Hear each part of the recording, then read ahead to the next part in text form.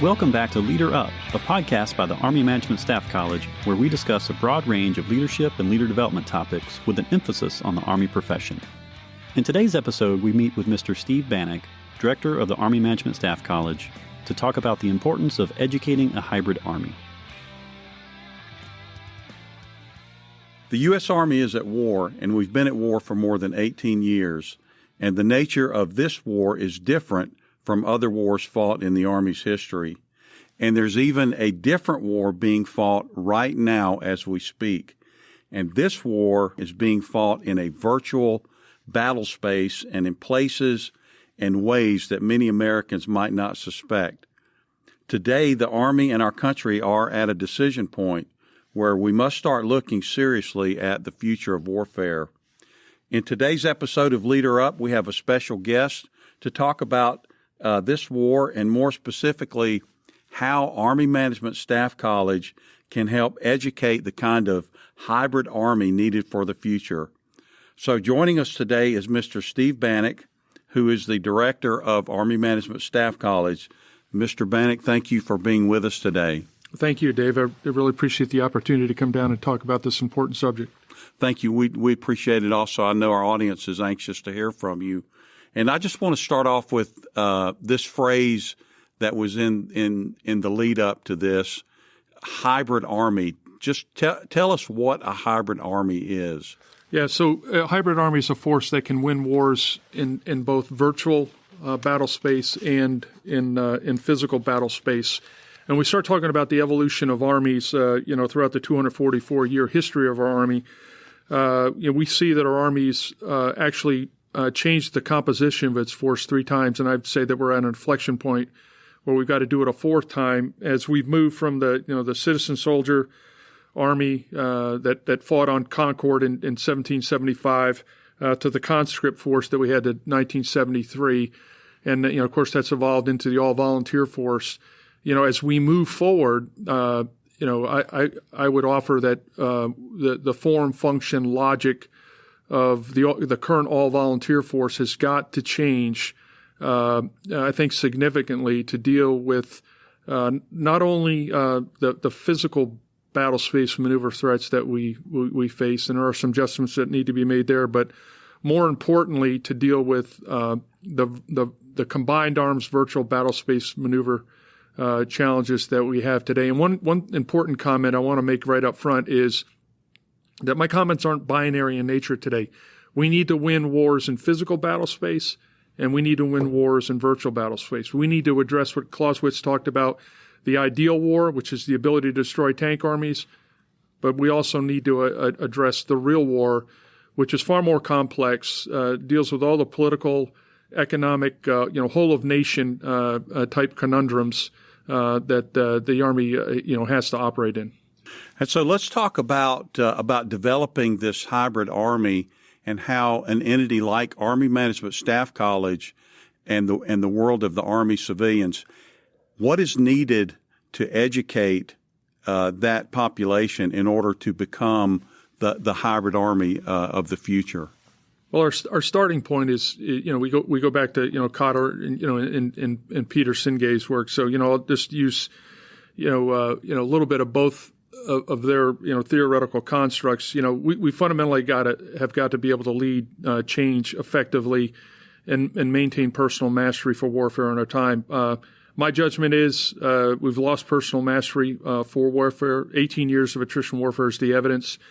As an Army, we're seeing the ideal war. We're making the appropriate adjustments with the cross-functional teams and the technological advances. But I would offer, I think, that we're not seeing and framing and naming the real war as it's opaque to most of our practitioners.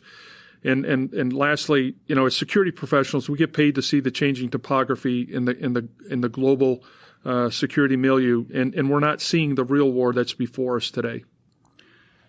I want to read a quote to you by Clausewitz, who is a popular military philosopher, and this quote was attributed to him around 200 years ago, and the quote is this: "The first, the supreme, the most far-reaching act of judgment that the statesman and commander have to make is to establish by that test the kind of war on which they are embarking. And again, that quote was made about 200 years ago. And so why is that important for members of the Army Civilian Corps or the Army at large today in as we face the future? Right. So what Clausewitz is telling us in layman's terms is we've got to understand the theory for the wars that we're in. Kinetic physical war theory will not suffice for combined arms virtual battle space maneuver requirements. We need a different set of theory, which our adversaries, quite honestly, are using, and I'll speak to some of those later on here in the podcast. We're rightly addressing the great power competition in physical battle space. The question is, how is the Army writ large addressing great power competition in virtual battle space? When you look at and kind of deconstruct this, there's a 4D technology space for physical war and virtual war. And, I'll take the physical piece first. We understand the form and structure of our formation and of what our adversaries, tank army formations are. We understand the structure. We understand those capabilities. We understand those capabilities are constantly evolving. We've got to keep pace with them. We understand the flow of forces and the time and timing, the battlefield calculus for how many munitions and the synchronization and the convergence that we see in the MDO concept for how it is. We can bring all the forces to bear under some joint task force to destroy a tank army when we need to do that. So we understand the physical battle space maneuver requirement. What we don't understand is the 4D technology space requirements to conduct combined arms virtual battle space maneuver. And when I say that, it's the totality of technology. It's cyber social media, augmented intelligence and machine learning. It's autonomous systems. It's genetics.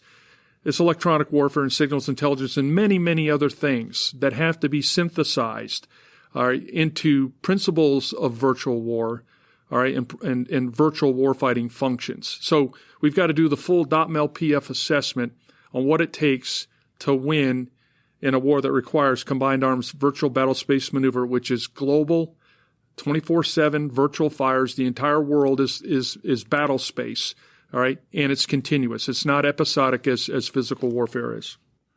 And you talked about this phrase, great power competition, and in the past 50, 100, 200 years, a great power was recognized as something either with a lot of military power or a lot of size, land mass, or some kind of status. And making something a great power today is different from that. So just what does that mean? What does being a great power in today's environment mean? Well, I kind of think about it as I just kind of mentioned, great power competition in physical battle space. Again, I think we're well on our way there. I think we have a lot of personal mastery in that regard. But great power competition also exists in global virtual battle space. Global virtual terrain is the decisive terrain that sets the conditions for anything that we're going to ever do in virtual battle space. And what this really requires for all of us, relative to personal mastery, is adjusting our mental models. We've got to embrace different theory, different mental models, different learning modalities. How do we structure team learning across boundaries that we would never think to do before? And i.e. the corporate world. Because when you start talking about great power competition in virtual battle space, we're not just talking about nation-state actors. We're talking about companies. We're talking about empowered individuals who can reach out and impact the global security environment at any point through a multitude of different munitions. So the personal mastery, the mental model adjustments, how we structure team learning, thinking in systems. We're dealing with complex adaptive challenges that are systems of systems. We've got to understand to create a shared vision that creates the construct. When we consider warfare, and going back to Clausewitz, when we consider warfare, we're considering both the ideal war and the real war in virtual and physical battle space. And what you're kind of talking about is another phrase that I've heard you use, and that's MDO, or multi-domain operations. And so what is multi-domain operations, and why is that important in this discussion? Yeah, so I think it brings us to a couple of overarching kind of thoughts. First is how and this is where the Army is right now, because multi-domain operations is a set of concepts. It is not doctrine. But the thought behind it is, how should the U.S. Army reimagine how it's learning about the changing form, function, and logic for warfare in our time?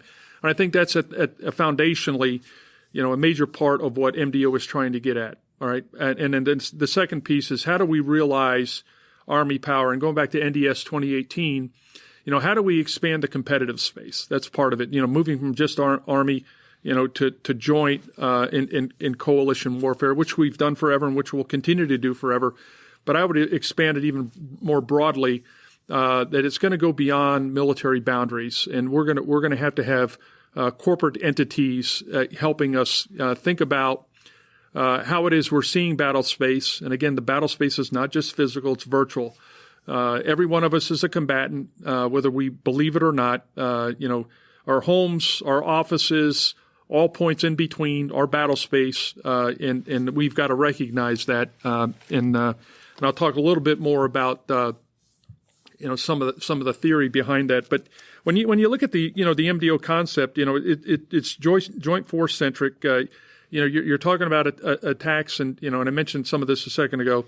Electronic warfare, signals intelligence, cyber's a major component of this. So break down information operations, which I think needs to take a step forward out of the previous paradigm into a new paradigm, where you're talking about the synthesis of social media, cyber, augmented intelligence, machine learning, autonomous systems, thinking in system theory, combining that with EW and SIGINT more globally, and not just in a joint task force area, recognizing that there's strategic support areas that are global, and strategic deep fire areas. So it's the totality of the planet, which is fundamentally, changes how we bound, operations.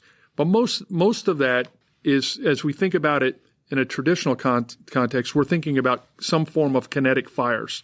The A2, the anti-access and anti-denial conundrum that we have just to get into the battle space is really, the focus, of a lot of what we're doing there in the MDO framework.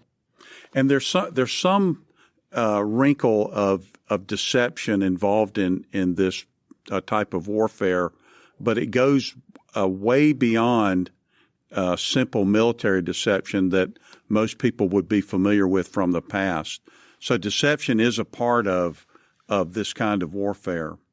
Well, there's no doubt, and I've got a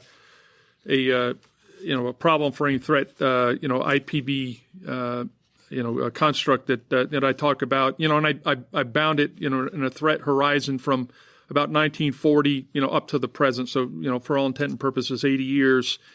It includes nation states like Russia and China, but also other non-nation state actors that play a role in how we assess threats to our country.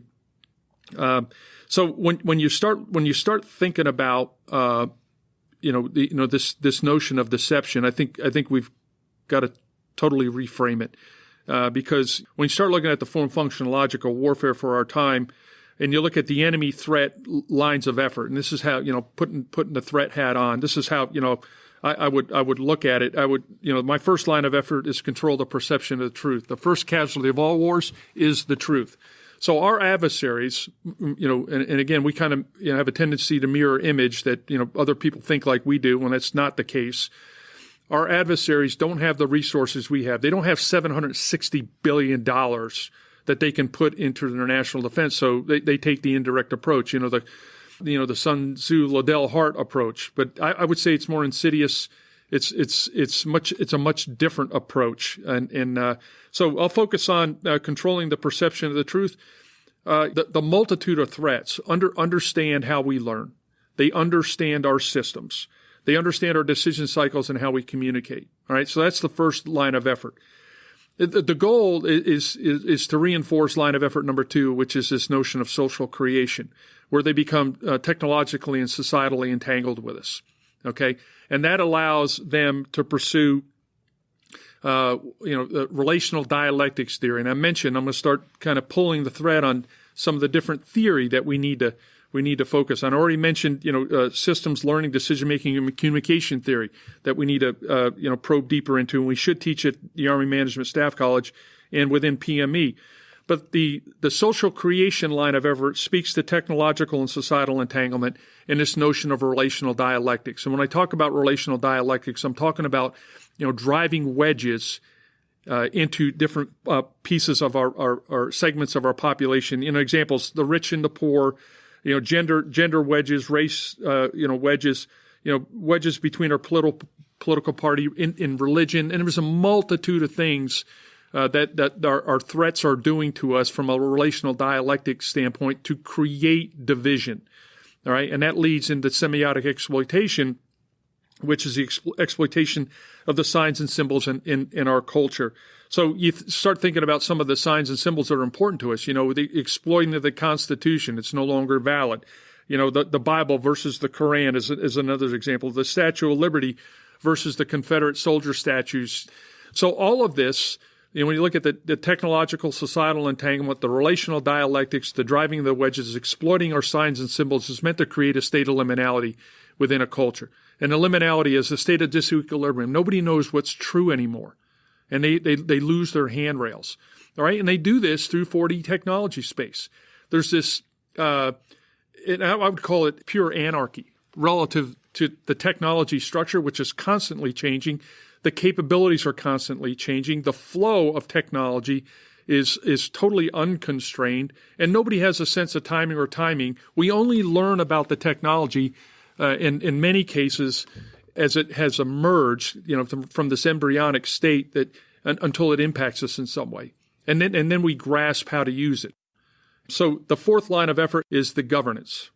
Okay, so what you have and what has been established, and myself and Colonel Dave Pendle, we wrote a persistent surveillance paper back in 2004, right, that captures a lot of these concepts. So the first concept that our threats absolutely treat as a fact, not an assumption, is that they will have a population that has assured connectivity. That is, they can access their threat population. They can have established persistent surveillance on a population through assured connectivity.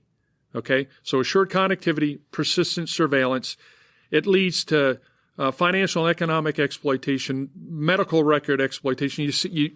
Personal identity exploitation. And we've seen this with the OPM hacks and the countless hacks of various government systems.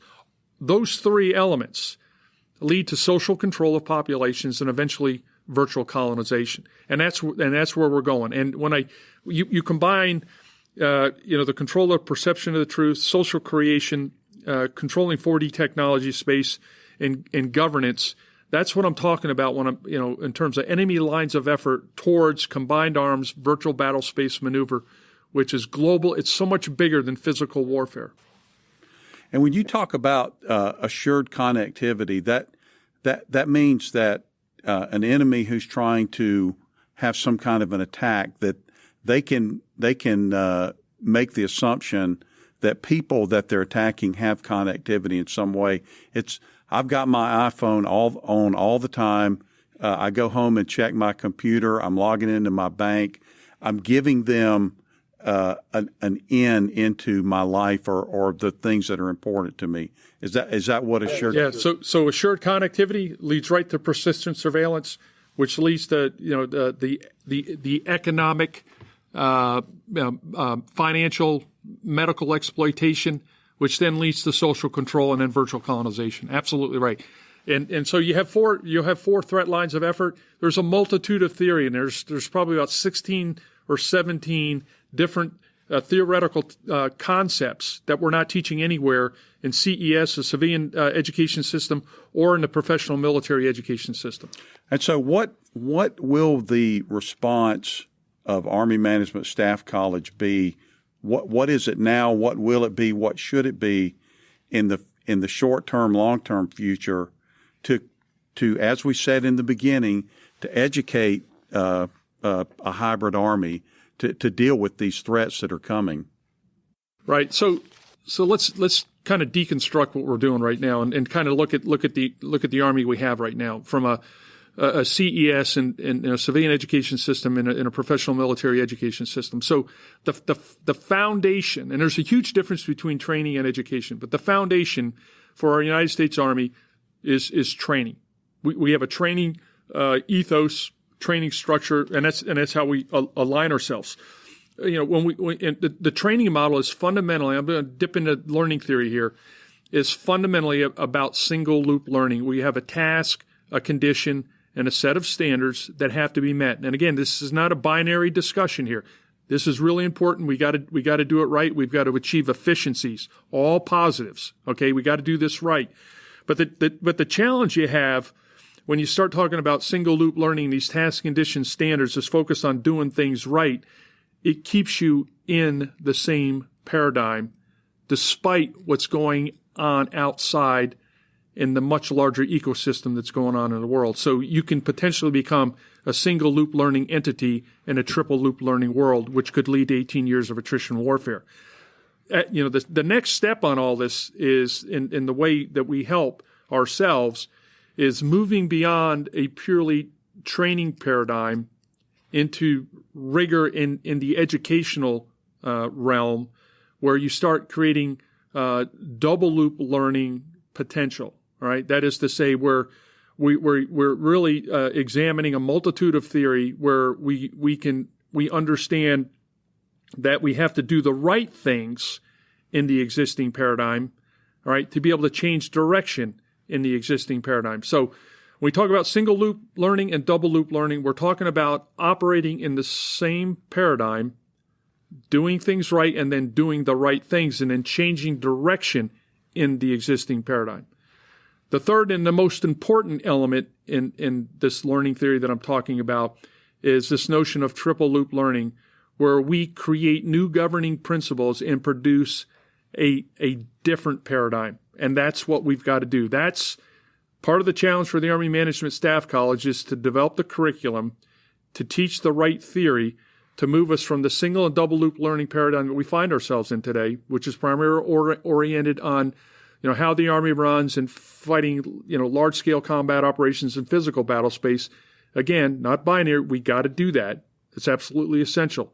But we're missing this other piece. We haven't created the new governing principles for how to address the real war with these triple loop learning mechanisms that we need to embrace. And to get to a triple loop learning, that's going to go way beyond just adding a couple of new lessons here and there. You're talking about, correct me if I'm wrong, a comprehensive relook of even the role of the Army civilian within the Army profession. Is that your vision? Yeah, absolutely. And none of us knows what that's going to look like. We've got a number of documents that tell us that we've got to be MDO capable in 2028, MDO ready in 2035. I already mentioned NDS 2018 about expanding the competitive space. I'm talking about expanding the cognitive competitive space. All right, to do that, you've got to have diversity in the instructors that you're using.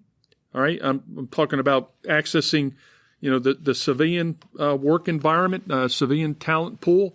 Bring people in that understand the theory and can address the theoretical gaps that we have in the civilian education system and the professional military education system that our uniformed service members use.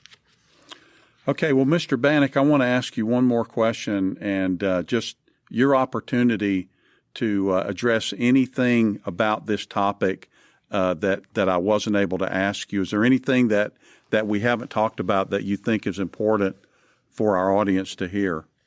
Yeah, I'm gonna talk about a couple of things that I think is really important.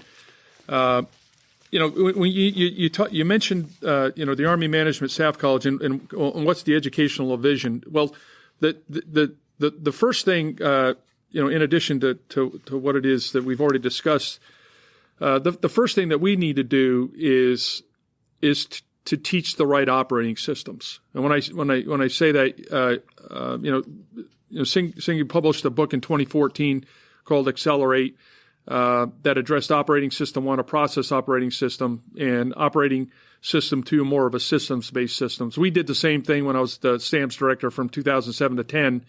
We talked about the integration of broad conceptual planning with detailed planning. So detail planning being operating system 1 process, and design methodology being the broad systems, asynchronous body of methods. But that in itself is insufficient. So operating system 1 process, operating system 2, the broad methodological approach, the design approach, has got to be joined with what I call a big data operating system, or it's eventually going to be a quantum operating system.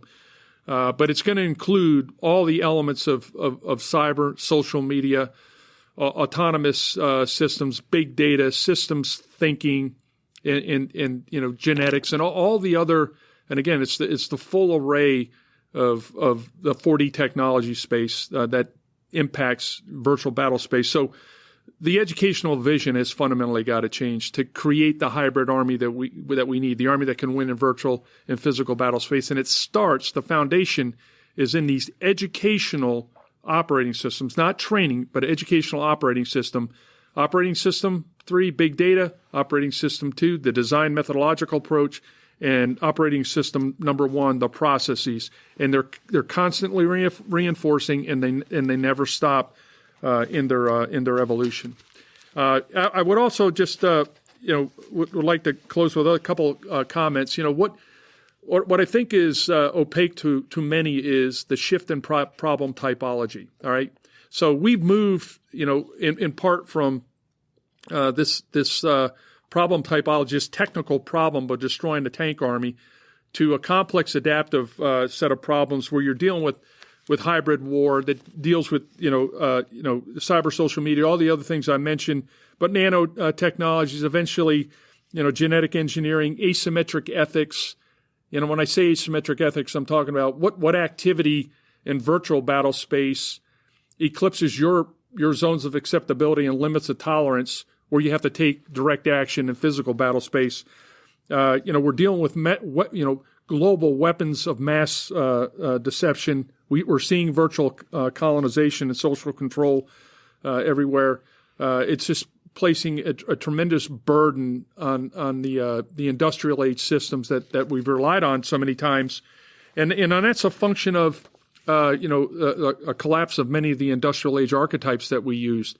When you look back, to the end of the 1930s, 1940s, and you looked at walk it forward into the 50s, the lifespan of a Fortune 500 company was 60 years, and today we're under 20 years, and we got about 12%.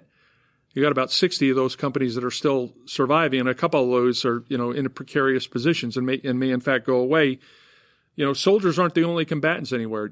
From 9/11 forward, most of the warfare in the world has been conducted by civilians, either by way of terrorism and terrorist organizations, or in virtual battle space by civilians who are hacking and attacking other people nonstop. And so we just don't have physical war anymore. You have virtual war, virtual organizations, personal identities constantly being attacked. With ISIS, you saw the rise of virtual nation states, and all of this is bound by this this construct of 18 years of attrition warfare. So my last parting comment here on hybrid warfare and what our adversaries are doing to us, I mean, they are very skilled at developing and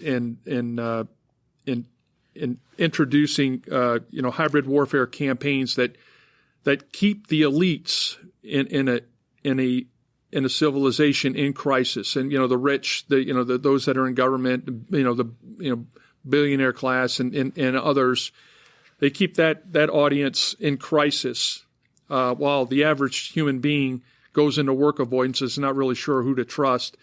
And what our adversaries are really, really effective at doing is controlling, the decisive virtual terrain. They're controlling our productive range of learning, and they're denying that. That's the key terrain. They're denying the productive range of learning for our society, and so all the societies around the world. It doesn't matter.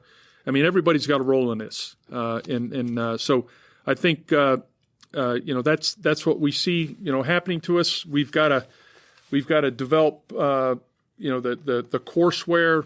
We're trying to do that with an information age business transformation continuing education senior leader course. We're trying to do that that's a 1-week course. We're trying to do it with a 2-week information dominance course here at the Army Management Staff College.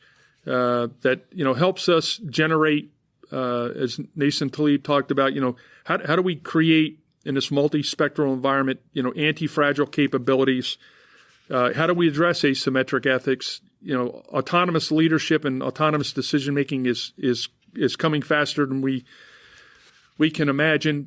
Concepts like synthetic soldier immunity, where our soldiers are in a multispectral battle space. How do we give them, the baseline innate immunity, the adaptive immunity, and the borrowed immunity, kind of like our biological systems have, all right, to protect them in this multispectral, threat, combat situation we find ourselves in. So we educate for uncertainty, as General Schumacher used to say.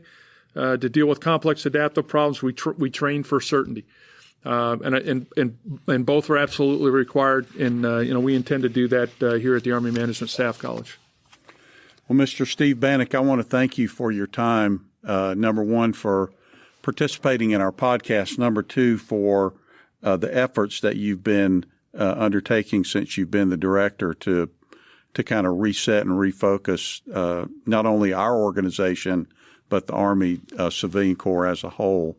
And what's that old saying, may you live in interesting times? And based on this conversation, I believe we do. And I'm looking forward to the future.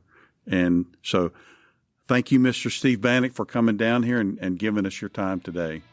Thank you, Dave. It's an honor to serve.